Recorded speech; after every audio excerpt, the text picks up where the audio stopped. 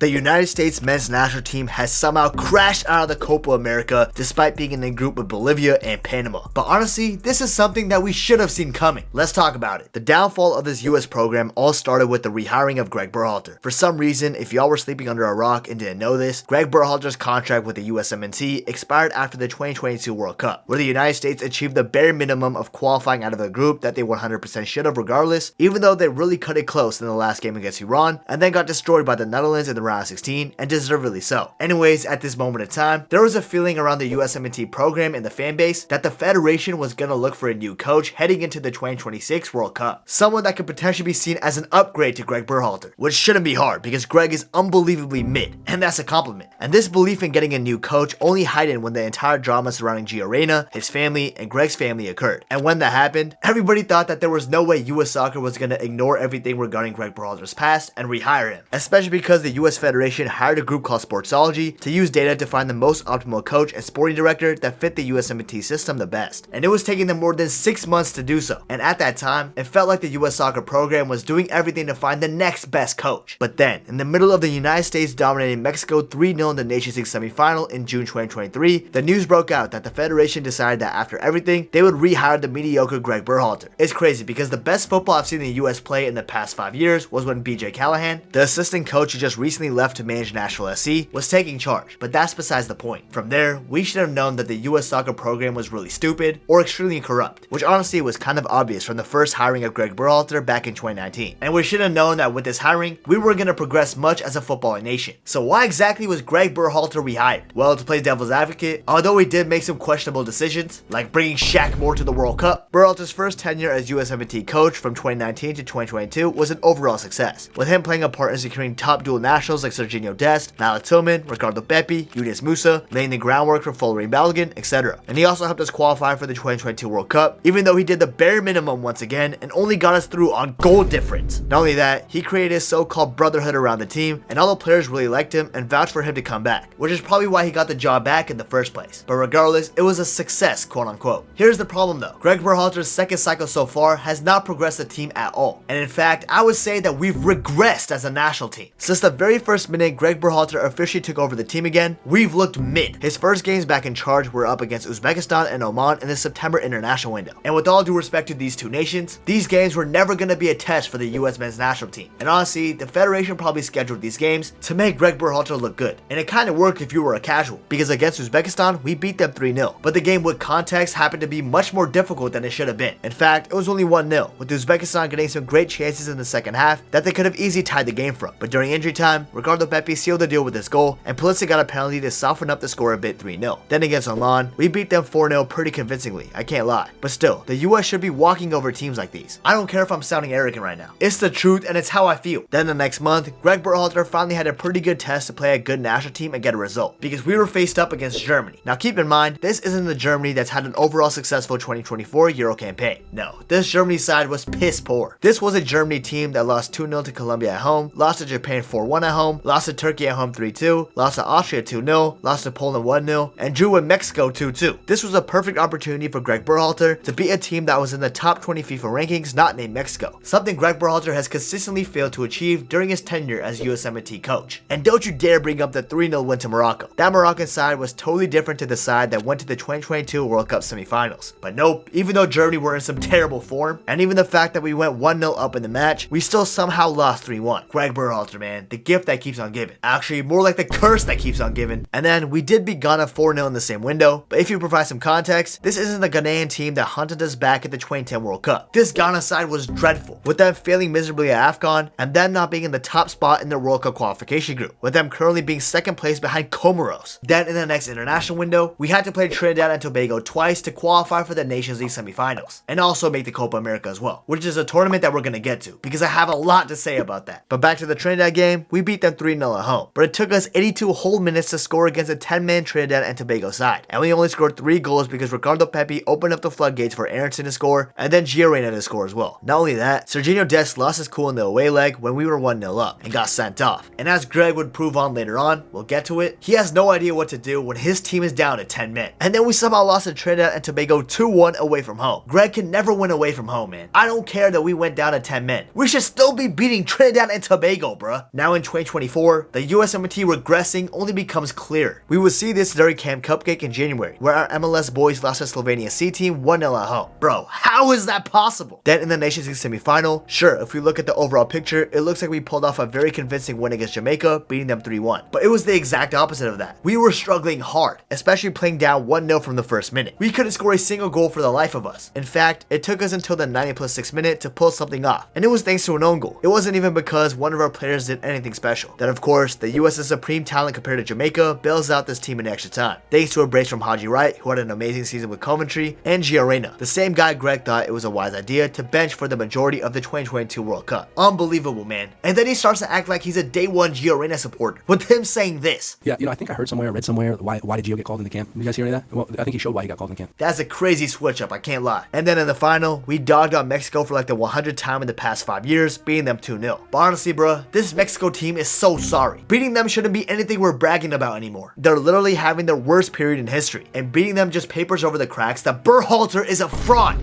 Anyways, after winning a third consecutive Nations League title, which isn't much of an accomplishment anymore, let's be honest, it was time to prepare us for Copa America. This tournament was supposed to be the last time we would face any good opponent heading into the 2026 World Cup that we were hosting, where the pressure is going to be at an all-time high for this generation. This Copa America was to help us prepare for that and show the world that we mean business. And this summer kicked off with the pre-tournament friendly against Colombia. And let's just say that it didn't go well. And that's putting it lightly. From the jump, we looked bad, with us being poor defensively that gave away our first goal to Colombia after only 6 minutes, and then that poor defense struck once again in the 19th minute when we went down 2-0. Being the Giants of CONCACAF means nothing. We couldn't even compete against Colombia, bruh. Don't get me wrong, they're a very good team, but if we want to make it far in the next World Cup, these are teams that we should be competing against and fighting hard to get a result. Instead, we were getting bitched.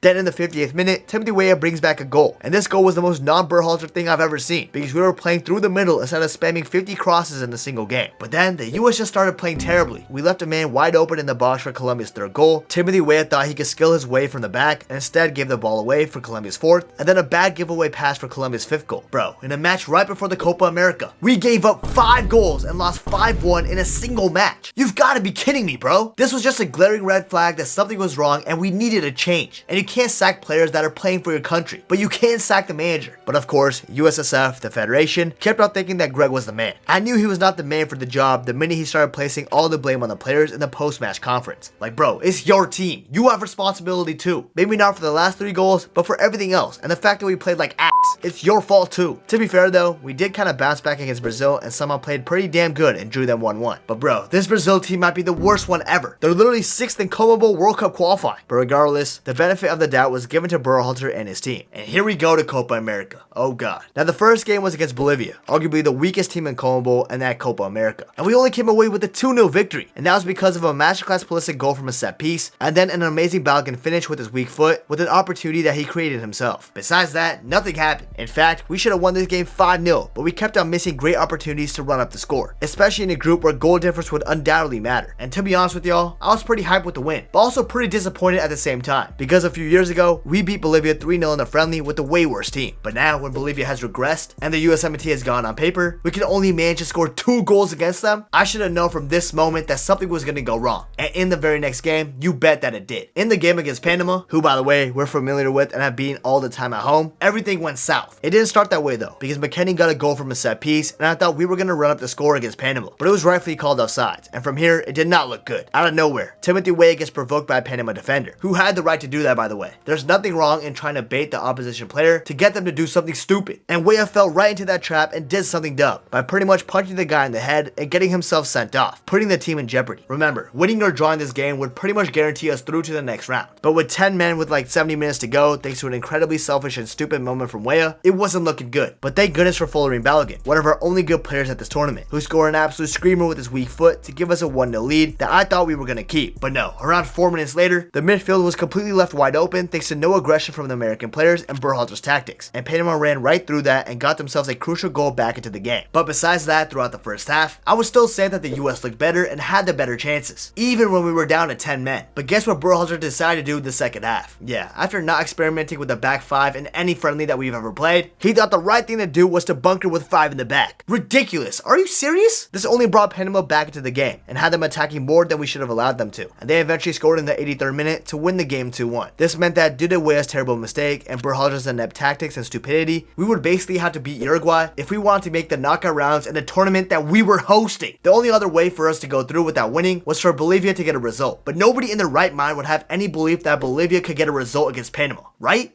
Anyways, in the game against Uruguay, we had to come out strong and get the win, and to the team's credit, we were on the attack for almost the entire first half. Here's the thing though, despite getting shots and creating opportunities, none of those chances looked like it would ever threaten the goalkeeper. Plus, with Balogun getting injured during a play, we lost our best attacking option at the tournament, which would only make it harder for us to progress. And then in the second half, our dreams of making it through to the quarterfinals were crushed, because in the 66th minute, Matias Oliveira scored from a header from a free kick to give the advantage to Uruguay with a 1-0 lead. Now sure, the referee was terrible all game. Like for example, what the hell was this yellow card advantage play? I'm so sure that this isn't even allowed in the rules, and yet it's happening at the Copa America, a huge international tournament. And yes, the goal definitely looked offsides. I don't know what technology they're using or what camera angle they switched to justify the goal, but this goal was definitely off. But throwing all of that aside, a draw in this game is not good enough to get us through, and we weren't looking like scoring the entire game, so we can blame the referee all we want, but the truth is we did not deserve to go through, especially when that bald fraud 30 seconds before the goal was signaling to the players that Bolivia equalized the game and they were going through on goal difference at the moment of time. Like bro, what was Berhalter thinking? What is this loser mentality? Berhalter said before the game that he's not even gonna bother checking what's going on in the other match, maybe during halftime, but that will be it. Instead, he lied to all of our faces, and he showed the world that he was completely willing to rely on Bolivia out of all national teams to take us through to the quarterfinals. What's funnier than this is, as everyone expected, Bolivia later lost 3-1. Why the hell would we ever rely on another national team to save us when our destiny is in our own hands? This was the perfect time for Berhalter to show everybody that when his back is against the wall, he can push through and get a signature win against a top opponent to help us progress. But instead, he showed that he lacked a winning mentality, and instead we got knocked out of the competition. Berhalter is genuinely a joke of a manager, and listen, he might be a great guy off the pitch nowadays, who knows, but as a manager, this guy is painfully average, and that's a compliment. He literally achieved nothing in his career to get him this job, except that his brother was a high-ranked executive at US Soccer. He didn't win anything for the Columbus Crew, and sure, he was decent for them, but that's kind of it. He even coached a second division Swedish side, and he got sacked for not being offensive enough. Jeez, I wonder why the US national team doesn't look good offensively under Gregg Berhalter. And with this loss, the United States have become the first ever national team in history to go out in the group stages at the Copa America as the host nation. Embarrassing. And even after this, Berhalter still thinks he's the man for the job that can lead us at the 2026 World Cup. And not gonna lie, I don't really mind Berhalter saying this, because of course he's gonna back himself. But then you have guys like Matt Turner, who are saying, yeah, we're progressing, I see nothing wrong. Matt Turner, you are either so delusional or incredibly well PR trained, because after all, the reason why Turner has a successful career is because of Gregg Berhalter, with all due respect. So of course, Matt Turner isn't gonna come out and start bashing him. And it's crazy that we still have players that back him. Like bro, Pulisic really said that he would run through a brick wall for him. Hey Captain America, how about you stop doing Berhalter's PR for him and focus up on the pitch? Thankfully, he did kind of backtrack those statements after the loss to Uruguay, saying it's not his job to decide who's the manager now. But we sure could have used his mentality during his rehiring process, instead of the American players vouching for his return. Anyways, what's gonna happen now with the USMNT? Because right now, it's looking bad, and we have a World Cup we're hosting in less than 2 years. Well, take this with a grain of salt, because nothing's really guaranteed until US Soccer announces it. But I've heard Gregg Berhalter's time at the USMNT is done. And if this is true, God, I'm begging this is true, then we need to go all out for a manager that commands respect and effort. Because look, the players have all come out and said that they really like Berhalter, but none of them have really said that for coaching reasons. Literally, Tyler Adams, who is the captain at the World Cup, says his discussions with Berhalter have nothing to do with football. Like bruh, yeah sure, Gregg is a good guy, but I don't want our national team players to be comfortable with the manager like that, and I feel like they can do whatever they want and not get their national team spots taken away from them. I want a manager who commands respect and expects discipline, not whatever that just happened at the Copa America. This federation is a joke, this national team is a joke, and we now need a manager who isn't a joke to come and save us. Remember, Morocco sacked their manager months before the World Cup and made the semi-finals. Who says we can't turn things around in 2 years? Come on now. And also, I think nobody will be a better fit for the job than my own Jurgen Klopp. But will we get him? Probably not. But a man can be delusional. Anyways, what are your guys' thoughts on the US crashing out of the Copa America group stages? And if we sack Gregg, who do you guys think should be the next manager option? Realistic or unrealistic options? I don't mind. Just let me know in the comments down below. Now, if you enjoy this one, please remember to subscribe to the channel. I'd really appreciate it. And please be sure to follow my Twitter and my Instagram. The links are in my YouTube description. And last but not least, if you want to watch another entertaining video that I put out, you definitely want to check out this video right here. You won't regret it.